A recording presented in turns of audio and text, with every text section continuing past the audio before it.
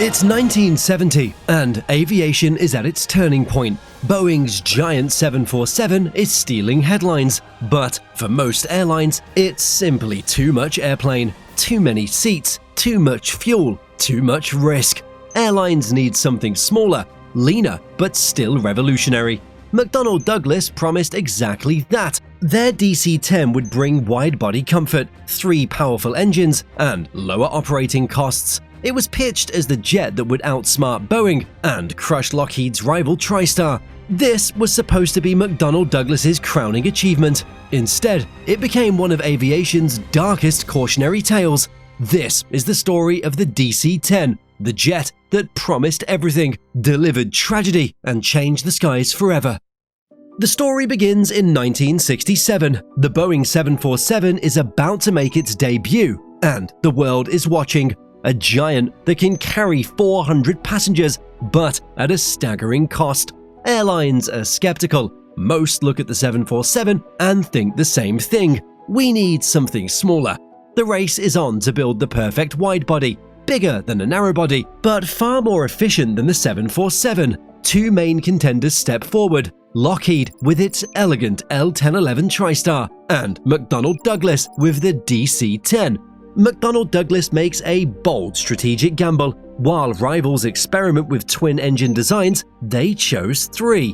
Why? Because in the 1970s, ETOPS was a massive roadblock. Lose one engine on a twin, and you might not make it to an alternate airport.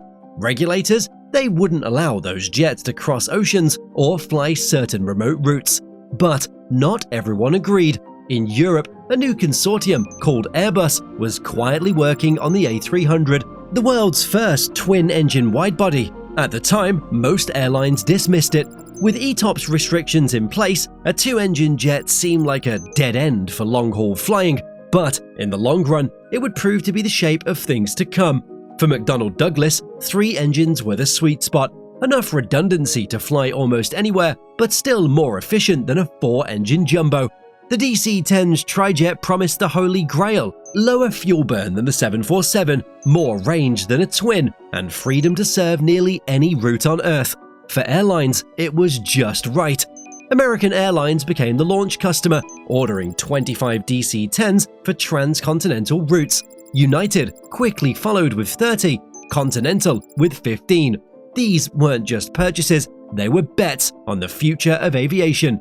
McDonnell Douglas moved at breakneck speed, from Americans' initial request in 1967 to first flight in 1970 to passenger service in 1971, just 4 years.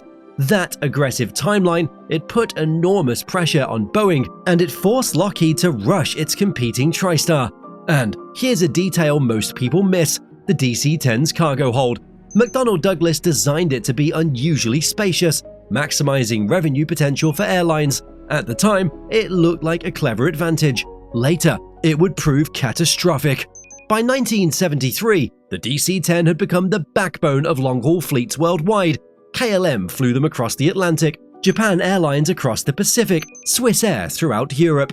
McDonnell Douglas believed the DC-10 would cement their dominance over Boeing and Lockheed and establish them as the world's premier aircraft manufacturer. The future looked limitless, but revolutionary aircraft demand revolutionary solutions, and some solutions, they come with hidden dangers. Most aircraft cargo doors open inward, held shut by cabin pressure. It's a natural fail-safe design. The DC-10 doors, they open outward to maximize that valuable cargo space airlines love. This outward opening design demands a foolproof locking mechanism. Latches and pins must withstand enormous pressure differences at cruising altitude. If this system fails, explosive decompression could destroy the aircraft in seconds. Enter Dan Applegate. This McDonnell Douglas engineer, he understood the physics of the door better than anyone. In 1971, he wrote an internal memo that should have stopped everything. The cargo door locking mechanism, he warns, is dangerously unreliable. His words are prophetic. If the door blows out, explosive decompression will collapse the cabin floor and sever critical flight control cables. But corporate culture reveals its true nature. Applegate's memo disappears into company bureaucracy. McDonnell Douglas is hemorrhaging money, racing to capture market share from Boeing and Lockheed. The L-1011 is breathing down their necks. Orders are at stake. Redesigning the door system, that would mean catastrophic delays. Cost and schedule pressures win. Safety concerns lose. Then reality intrudes. American Airlines Flight 96, a DC-10, departing Detroit for Buffalo with 67 people on board, climbing through 11,000 feet when Applegate's nightmare becomes real. The cargo door blows out with explosive force. The cabin floor partially collapses, jamming flight controls exactly as Applegate predicted. Captain Bryce McCormick and his crew fight compromised systems, nursing the crippled DC-10 back to Detroit Metro Airport. Their airmanship saves every life aboard. The NTSB investigates and confirms the obvious. The cargo door latch mechanism failed catastrophically. This should trigger immediate design changes across entire DC-10 fleet. Instead, McDonnell Douglas implements what they call fixes. They install small viewing windows so ground crews can peek inside to check if doors are properly latched. They strengthen vent valves and issue advisory bulletins. But these are suggestions, not mandates. The fundamental flaw Applegate identified, it remains unchanged. For nearly 2 years, hundreds of DC-10s continue flying with this known vulnerability. Airlines perform inspections, crews check the little windows, but the underlying design defect stays exactly the same. The aviation industry is playing Russian roulette at 38,000 feet. And somewhere in the world, another DC-10 cargo door is waiting to fail. March 3, 1974. Turkish Airlines Flight 981 pushes back from Paris Orly Airport on a Sunday morning. On board are 346 passengers and crew. The flight had originated in Istanbul and was scheduled to continue onto its final destination, London, with Paris as a planned stop along the way, a common practice at the time. It should have been a routine 90-minute flight. In the cargo hold, a Turkish Airlines ground crew member struggles with the DC-10's complex door mechanism. The latches appear closed, the viewing window looks normal, but the locking pins, they're slightly misaligned. It's exactly the scenario Dan Applegate warned about 3 years earlier. Flight 981 climbs normally through French airspace. 13 minutes after takeoff, at 23,000 feet, physics takes over. The pressure differential overwhelms the misaligned latches. The cargo door explodes outward into the slipstream. Unlike Flight 96's partial floor collapse, this failure is total. The cabin floor pancakes downward, severing hydraulic lines, flight control cables, and electrical systems. The pilots lose all control inputs. The DC-10 becomes an uncontrollable projectile. 6 minutes later, Flight 981 impacts the Ermenonville forest in France. The destruction is absolute. No survivors among the 346 souls aboard. At the time, it's the deadliest aviation accident in history. The global aviation industry reels in shock. Death Jet and Flying Coffin dominate headlines from London to Tokyo. Passengers worldwide refuse to board DC-10s. Travel agents report that up to 30% of passengers specifically request no DC-10s when booking flights. Some airlines quietly begin referring to DC-10s by flight number only in announcements, avoiding mention of the aircraft type. French investigators quickly identify the cause, the same cargo door flaw that nearly destroyed Flight 96. Dan Applegate's buried memo resurfaces, its warnings now tragically vindicated. The engineer who tried to prevent this massacre becomes a symbol of corporate whistleblowing and the deadly cost of ignoring safety concerns.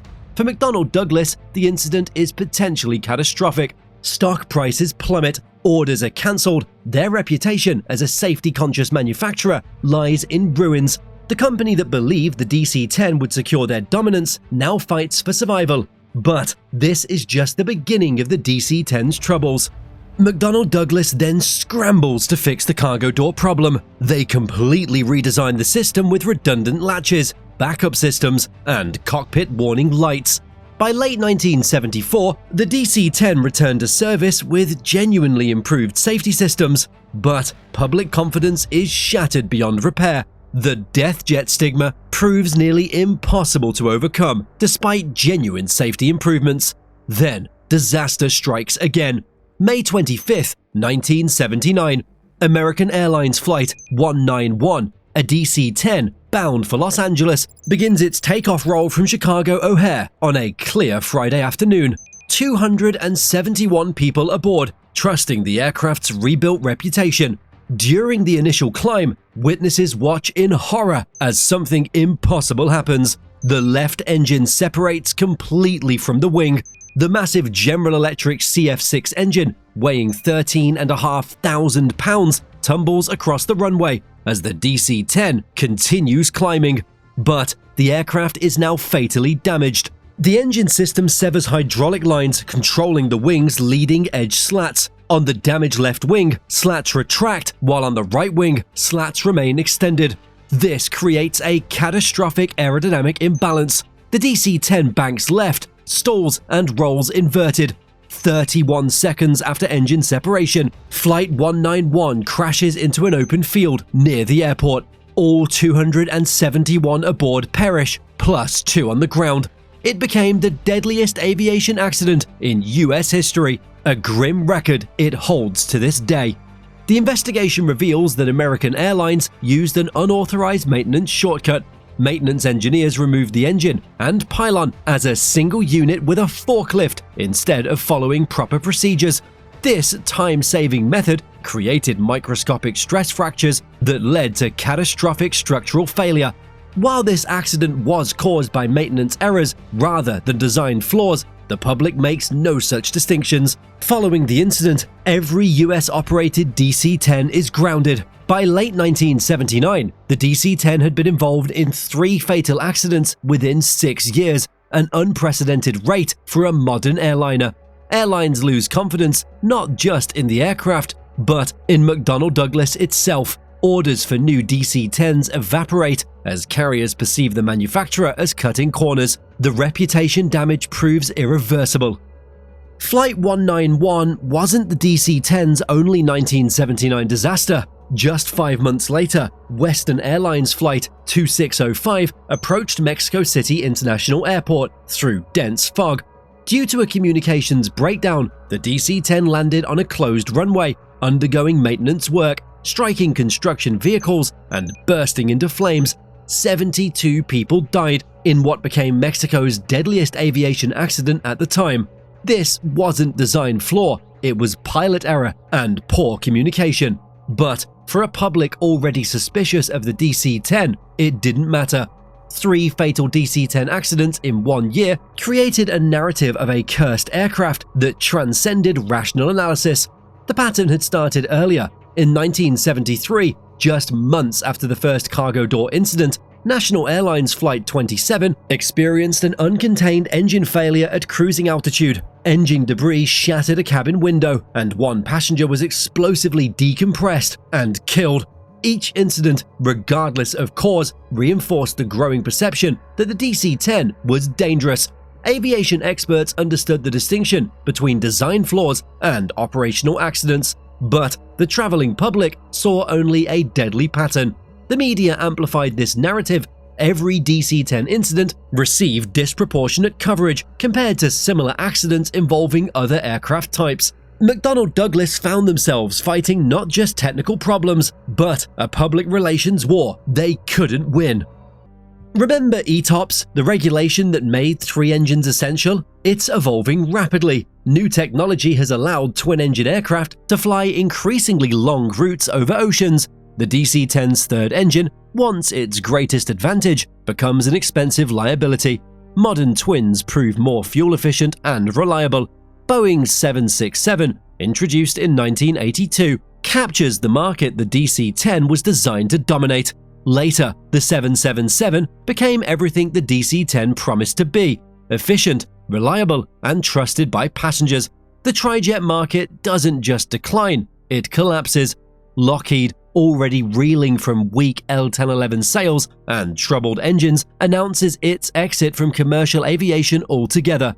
The TriStar proved that even brilliant engineering couldn't overcome poor timing and limited demand. Alongside the DC-10, It defined both the rise and fall of the trijet era, a technological dead end swept aside by the twin-engine revolution. By 1984, production comes to a halt, and McDonnell Douglas, still wrestling with technical problems, now faces a larger truth. They're fighting not just competitors, but a revolution they cannot win. In a desperate attempt to salvage their commercial aviation division, they launched the MD-11 in 1990. It's essentially a stretched, modernized DC-10 with updated avionics. But it arrives too late and underperforms fuel efficiency promises. Even worse, airlines worry that passengers will see it as simply a stretched DC-10 and avoid booking. Modern twins like the Airbus A330 and Boeing 777 offer better fuel economy, lower maintenance costs, and the operational flexibility that the ETOPS evolution provides. The trijet era ends not with celebration, but with quiet obsolescence. Like the TriStar, the DC-10 found unexpected salvation in second lives outside passenger service. FedEx discovered something interesting about the DC-10. Remember that unusually large cargo hold designed to compete with passenger aircraft? It makes the DC-10 perfect for freight service. Away from public scrutiny, the aircraft's reliability improves dramatically. FedEx eventually operates over 60 DC-10 freighters, becoming the type's largest operator. UPS follows suit, converting passenger DC-10s for cargo operations. In freight service, the DC-10 finally fulfills some of its original promise, just not in the role anyone expected. But for McDonnell Douglas, redemption comes too late. Weakened by the DC-10's commercial failure and unable to compete with Boeing and Airbus in new aircraft development, the company merged with Boeing in 1997. The merger effectively ends Douglas's 76-year history as an independent manufacturer. It leaves Boeing as America's sole large commercial aircraft producer for decades. The last passenger DC-10 retired from service in 2014 with Biman Bangladesh Airlines. FedEx operated the final DC-10 cargo flights in 2021, ending exactly 50 years of operational service. A few survive as aerial firefighting tankers, their powerful engines finding one final purpose battling wildfires. But the DC-10's most important legacy? It isn't in cargo holds or fire suppression. It's in the fundamental transformation of aviation safety. Dan Applegate's ignored memo became required reading in engineering schools worldwide. It teaches the critical importance of listening to safety concerns, regardless of commercial pressure. Aircraft certification became exponentially more rigorous. And that might be the most important legacy any aircraft could leave behind. Before you go, the YouTube algorithm thinks you're going to like this video next, so why not check it out?